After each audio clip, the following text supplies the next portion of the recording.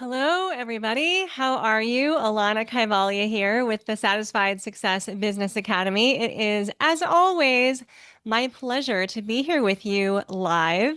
Every Monday, we are here and we are coming to you from the Satisfied Success Business Academy at satisfiedsuccess.com. So that's where you'll find us. And today is, a lovely day. It's the middle of summer, and I'm excited to see who is joining us today and who's going to have some questions. I'm happy to answer them, and I believe that Erin is out today, so it will just be me. I thought I would start with a little bit of an introduction for you. My name is Alanna Kaivalya. It is such an honor to be here. I come from having over 10 years of experience coaching women in building their own sovereign businesses and having built a couple of businesses of my own. And a lot of what I bring to you are the lessons that I learned when I built my business, my first business, the first time. Starting back in 2015, which was a long time ago. I was online, teaching online and doing things online way before it was cool. So, back then it was a lot of duct tape and baling wire, holding the business together, pulling it together in every way possible. The systems that we have now did not exist back then. They weren't in place. So now it's so much easier. And one of the things that I have delightfully realized is that a lot of the things I used to work with women on 10 years ago in building their businesses, a lot of the roadblocks now are actually much easier to deal with. So one example is that back then I used to have to ask women, okay, which platform do you want? How are you going to send emails? What platform are you going to use to deliver your courses? And now that's a one-stop shop. And that's something that we do provide you inside the Satisfied Success Business Academy. We offer you access to the most robust and popular all-in-one system out there called High Level, or sometimes it's referred to as Go High Level. The name doesn't matter. What matters is what it does. It is your email system. It is your CRM. It is your automations and funnel flows. It is your website. It is your online courses. It is your private membership. It is your payment processor. It is everything. So one of the things that this has alerted me to, and one of the reasons why I founded the Satisfied Success Business Academy, is because now is the opportunity for us as women to really get our magic out there. It was harder before, and even just a couple of decades ago, it was impossible. So now we have this chance, and we have more power, agency, and opportunity than we ever have before. I mean, one of the facts and figures I often cite in my podcasts or other broadcasts is the fact that it wasn't until 1974 that a woman could have her own checking account without a male cosigner. So a woman's ability to even have control over her own money is fairly recent. Our ability to start a business from scratch with almost nothing is minutes old. It really, I'm barely exaggerating there, but it's an exciting opportunity because what's true is that women have always had something to offer. We've always had something to offer. And for a very long time within our culture, we've been relegated to being subjugated and to being controlled monetarily, familially, socially, all of the levels by the culture, the patriarchy. I'm not vilifying men. Okay, I love men with big, big hearts. There are a lot of men out there with their healthy masculine intact who are allies for us. So this isn't an attack on anybody, just the culture that is a dysfunction that we all live in and that we are all subject to. Okay, it's nobody's fault. Just here we are. So women have always had something to offer, but because of the structure of the culture telling us that really our greatest value lies in staying home and raising the kids, we haven't really had the ability to offer or the voice to offer or even the resources to offer it. So what I want to do today is look back to history and remind you, dear sister, that women have always had magic. Women have always had magic, we've always had a voice, and it's just been silenced for far too long. It's been taken away. We've been told that our one thing that we can do in this life has nothing to do with who we are, but what we can give away and do for others. And that's just not true. So if we look through the long history of humanity, and I'm talking about before civilization, when we were just at our very essence, when we were tribal cultures, when we were smaller units of up to 150 people at a time, right? These are core groups. You know everybody's name, everyone has a role. And during these tribal eras, what's really interesting is that the social structure for women wasn't to stay in a hut in isolation for 12 to 18 years, raising the one or two children that she had. She was a part of the tribe. She was a part of the community. The community helped with the raising of the children because whatever her gift was needed by the community. Perhaps this woman's greatest gift was drying the berries into like a fruit jerky. Perhaps this woman's greatest gift was basket weaving. Perhaps this woman's greatest gift was some type of healing or, treatment modality. Okay, you can't take that woman out of the game for 12 to 18 years if her gift is needed by the community. Think about that. If you've only got 150 people in this tribal community, she has to be in the community even while the children are being raised. So the value of the woman was not just in raising the children. That was the responsibility of the entire tribe. Yes, certainly the mother and the father, the parents for sure take on primary accountability for that and are like, the buck stops here. However, all of the aunties participate, all of the uncles participate. Now, I'm not necessarily glorifying that pre-cultural tribal era. What I'm pointing to is the encoding within our system, evolutionarily speaking. Like this is what has allowed humans to survive all this time. It's what's inside of our DNA. It's how we thrive. Women were never meant to thrive in isolation. I remember watching a movie a few years back. I can't remember the name of the film. It had Leonardo DiCaprio and Kate Winslet in it, and she was a stay-at-home housewife. I don't think that she had children, which, of course, at the time, because the movie took place, I believe, in the 50s, was another mark of devaluation for her. I don't remember the entire context of the film, but what I do remember is her incredible isolation and loneliness being responsible for the household and that being her only role. I even had a very powerful conversation recently. I was at a dinner and I was seated next to a gentleman who had a very strong set of values. And he said to me, after knowing that I am the author of a book called The Way of the Satisfied Woman, that the worst thing that ever happened was that women were allowed to go back to the workforce, or that women were allowed to go to the workforce at all. And I think, to be frank, I think he said it to kind of rile me up a little bit. And the reality is, everyone benefits when women share their gifts, and their gifts extend beyond being isolated and alone inside of a home doing nothing. And I speak this today because I speak to women regularly. I do one-on-one coaching, and women come to me to build their sovereign business because culturally it feels as if those options have been limited or taken away for a long time.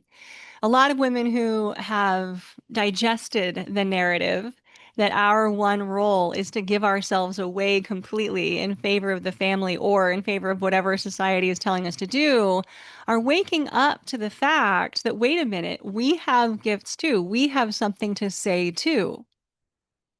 We have value outside of just caregiving too. I mean, if you look even at some of the roles, the career roles that women are occupying heavily at this time, it has a lot to do with caregiving. And I know based on what many of those roles pay, that they are still being undervalued for that incredible work that they're doing. So, we were never meant to exist in isolation. We were never meant to identify ourselves only in terms of who we are to someone else. I had a woman on a discovery call recently say, I want to be known as someone other than just mom. And I remember as a kid receiving a wedding invite for family friends, and it said the marriage of Mr. and Mrs. his name. And as a kid, that I thought, what? That's odd. Is he marrying himself? Like, where is the woman in all this? Who is she? And it was acceptable to call the woman by his name because essentially she's his, right? So let's start deconstructing these notions. And in no way am I saying there's one right way or one wrong way. I absolutely cheer and celebrate the women who choose to parent in whatever way is best for them. I celebrate and applaud the women who choose to not parent, who choose to be at work, also parent. Whatever you want to do, I'm here for you and your choice and your sovereignty around it. But what I'm seeing more and more of is women waking up to the fact they want their own space. They know they have something inside of them and they want to share it. And what I'm saying to you is the reason I'm here with you live in this space every Monday is because I believe wholeheartedly in that mission. Because I know what happens when women share their gifts. Everybody benefits. When women start small businesses, they don't chase the bottom line and profit. They chase prosperity and community building. It is a proven fact that when you infuse money into a small business owned by a woman, that money is going to get reinvested into the community, into the people she employs, the people she supports. That's a fact. That's how women do it. We want to grow horizontally more than we want to grow vertically.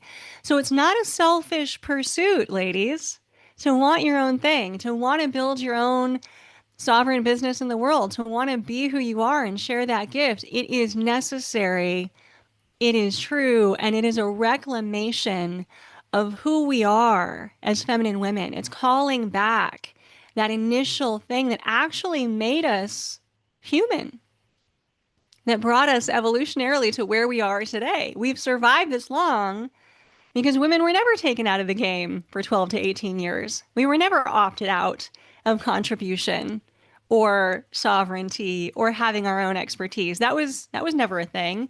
And we were never asked to do both full throttle the whole time. Today it seems the expectation, now that women can be in the workforce, are enjoying thriving careers, it seems now the expectation is doubled, that not only are we supposed to act while we're working like women who don't have families and home, but while we're at home, we're supposed to act like women who also don't have careers. And so we're being asked to do both 100%. That's never been in a core feminine value. Okay, let me tell you why. Femininity, one of its root qualities is receptivity. Receptivity isn't checking out. It isn't just waiting for everything to be handed to you. It's holding that space. It's creating that sovereign space that you invite the right people into. You invite the right supportive family members. Well, you can't choose your family, but you can choose your intimate partners these days. Thank goodness, right? That's also new on the women's docket. For a long time, women were told who to marry. Yeah, exactly. Val, you are so right. Val says some of us are expected to thrive with no help and no resources. And Val, that is a correct statement. And I would say I would make it even more correct by saying all of us are expected to thrive with no help and no resources. Somehow we're supposed to have this magic within us to just be able to do it all alone all the time. I'm tired of it. Anybody else tired? Raise your hand if you're tired. Yeah, exhausted. And it doesn't serve us. And when it doesn't serve us, it doesn't actually serve anyone else either. When we can't bring forth what is within us, no one benefits.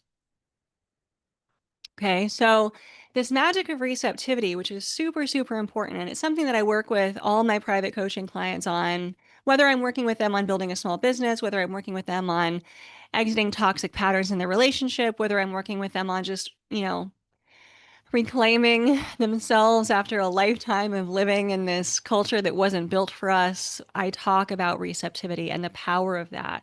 And one of the most fundamental things we can do in order to create that receptivity is really clearly, strongly have boundaries. And boundaries they're not um, they're not a mystery, especially for the feminine woman, because we have intuition. Okay? Another core thing that makes us tick is intuition and our emotional depth. inbuilt, ingrained within us. It's complemented by our hormonal structure, by our DNA, by our biology. We are as subject to it as we are the masters of it, okay? There's a nice symbiosis there. When we really get into it, our intuition will always tell us exactly what we need and what is right for us. It may not make sense. It may not be logical. Other people may protest. None of that matters. If our intuition is speaking us, it is for us to listen to, okay? So when our intuition says no, even though society, family, culture, career says, but yeah, you should, you need to hold your no.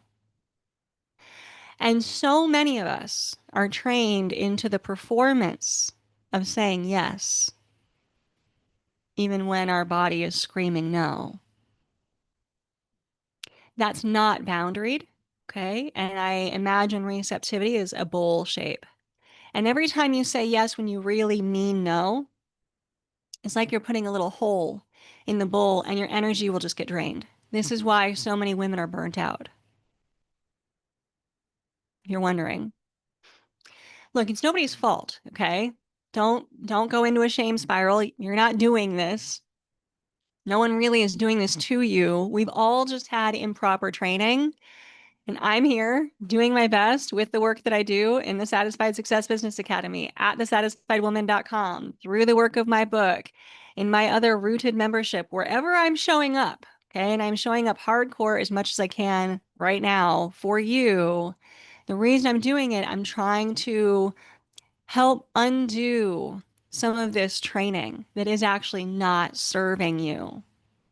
It hasn't served you. Because if you raised your hand a moment ago and said that you're burnt out, you're not being served.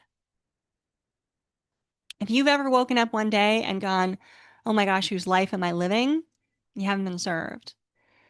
If you have been expected to thrive with no help and no resources, you haven't been served. So when we give ourselves away, we're not boundaried, we're not receptive, we're putting holes into that receptivity, we're draining ourselves of energy, and it has to stop.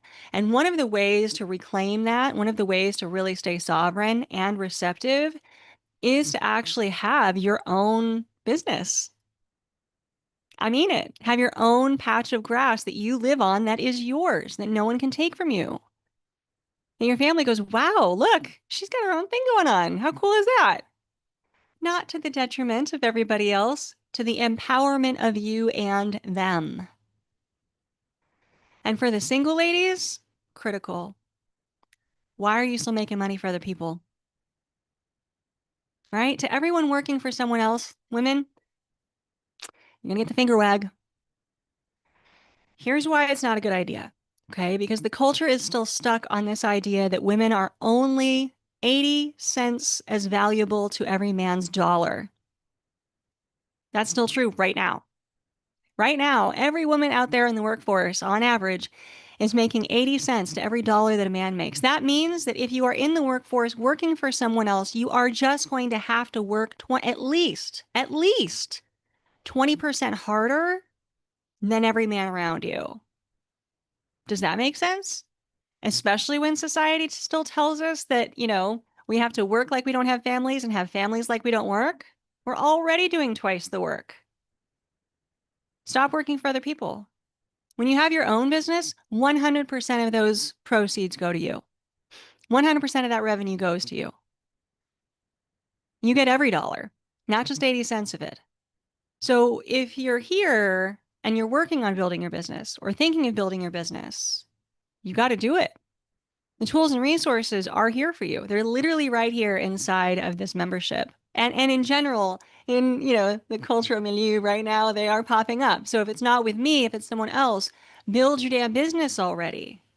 You can have a membership up in 60 minutes or less. Erin and I teach you how to do that. I'll put a link below.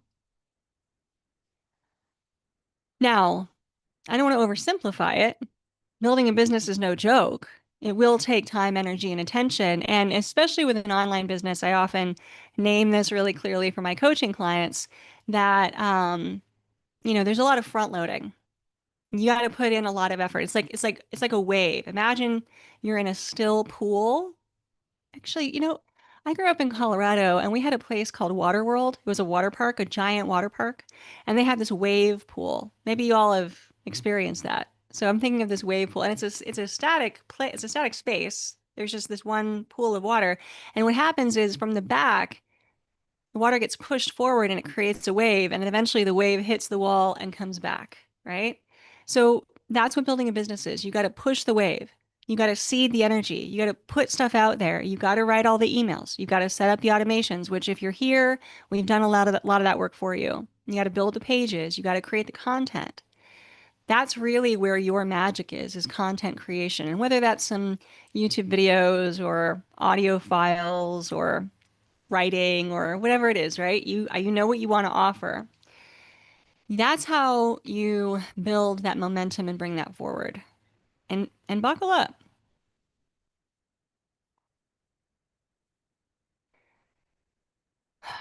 I say this with a bit of a heavy heart, but I also want to say it with a sense of empowerment. Life has already been hard for you because you're a woman. This isn't going to be the hardest thing you do. It's going to be hard. Get ready. It's probably going to be lonely, but it won't be the loneliest thing you ever do. It won't be the hardest thing you ever do. And because you've already had training through life as a woman, you got this. You can do this. And your tenacity, your grit, your work ethic, your faith, it's what's going to make that wave push so that you can be receptive to all the energy that comes back. I have every faith in that for you because I've seen women do it. I've done it multiple times. I've helped other women do it. Val says I can barely make it even with 9-hour shifts. If I could afford to leave, I would in a heartbeat. I think for me, it's the content creation that is going to keep me focused because I deal with depression on my days off. I have a hard time believing that it's possible because I feel I've always had so much against me. Val, I hear you. I hear you and I understand. Okay? The worst thing The worst thing a woman can do who's trying to build a business, her own sovereign space, is try to do it alone. That will put you under the wave. Women were never meant to do this alone. Remember how I started this lecture, giving you the tribal history of all of humanity? Well, think about that. The women were together during the day, supporting each other, offering each other their gifts and their communion and their connection and their communication. We have to talk about things in order to find out what other people need. We have to hear other people's problems in order to know how we can help solve them. We have to get support from others, lay the thing down for a second so we can pick this up. We cannot do this alone. Patriarchy has tricked us into thinking that not only that we can, that we should. It values individualism and a do-it-yourself culture, and that is one more way that the feminine woman is put into detriment. It's another big lie. Right? I'm just here dismantling this, right? Alerting you of what we're living in, this world, this culture that wasn't built for us. We don't need to be angry about it. Okay, there's no one to blame. I mean, even the people who love us that are participating in it, they just don't know. Like, let's give everybody some grace. But we're waking up. We're waking up. We know now. We know now. And so a group like this, a membership like this is specific. I literally am doing this because I know not only that you shouldn't do it alone, but that really you can't. Okay, that's why the membership exists. Yeah. And Al says she lives alone, so she needs a community of other women. Yes, you do. We were never designed to live alone. Humans were never designed to live alone. We are built for mutuality, reciprocity, connection. We are built for co-regulation. That's how our nervous systems downregulate, especially the feminine woman. So, look, living alone is fine. It's good for independence. It's good to know that you can handle yourself, especially as a young woman. It's not a good long-term solution, you know, because it requires us as women, because of the world we live in, to take on too much masculinity. And when we don the mask of the masculine for too long, when our true polarity is feminine, it's another exhaustion, it's another burnout. It also gives the wrong impression. It tells those around us that we're capable of holding the masculine for ourselves. We're capable of providing for ourselves. We don't need any help. We don't need any protection. We don't need any safety. We don't need any softness. We got this. You're training the world that the things you actually need, you don't need. Now it's a catch-22 because in order to really survive well in this culture right now, as a single woman especially, you've got to armor up. So what I encourage is for you to find as many places as possible where it's safe to downregulate and downshift into your femininity. This is one safe space. Create this here for you. Maybe there's a community where you live. Maybe it's a family member. Maybe it's a friend that you call. Whatever it is, you got to find it. So in any case, today ended up being more of a pep talk. So, and that's okay. Like, I think a lot of women are incredibly capable and smart. And I have a little bit of a hitch when I call us capable because that's one more way we perform and armor up for the world. Like, we perform capability to make others think we don't need them when actually we do. And it's okay to need people. It's okay to connect. It's okay to want support. That means you're human. It doesn't take away your sovereignty. Um, I know you can do it. Like I said, you've done harder things. So when you're ready, we're here. SatisfiedSuccess.com is where you start. Inside the Satisfied Success Business Academy is where you'll find me. Whether it's here or at thesatisfiedwoman.com, just find me, connect with us, get what you need. If it's support in building your own sovereign business, we got you. I find that the best options and ideas for women are private memberships where they create their own sacred container where they can invite people in and speak safely to others off of social media, right? Social media isn't safe for women. Studies show that social media has an incredible detrimental effect on women's mental health. So any way that you can stay off of it, build your own membership. There you go. Your own online courses, your own online classes, your own coaching mechanism where you can speak one-on-one or one to a few. Because as much as you're needing support, so do other women. And one of the things that really lights me up about the work that I do and helping women, again, whether it's in business or relationship, is the fact that I know that when I help them, they're going to help others. Women help other women. They do. Especially supported sovereign women that have that foundation, they're even more able to help and support others. So it has this, again, horizontal effect as opposed to just bottom line profit margin. Goal, finish line, KPIs, SOPs effect. Yeah. That's SOP, by the way, standard operating procedure, not SOB. Although I suppose that could be interchangeable in some regards, in some respects. All right, so we are here every Monday live with you from inside the Satisfied Success Business Academy. Thank you for being here live with me today. This is where we take your questions and give you some coaching advice or expertise and also strategy and systems expertise when Aaron is here with me too, to go through what we've built for you in this academy. Aaron is an incredible ally. I've been working with him for years. He understands the struggle. He's understood my struggle incredibly well, which is why I partnered with him. So we have this safe space here for you in order to build your business as sovereignly as possible and as successful as possible. So hope you'll join us and I will see you on the inside. Thank you, everyone.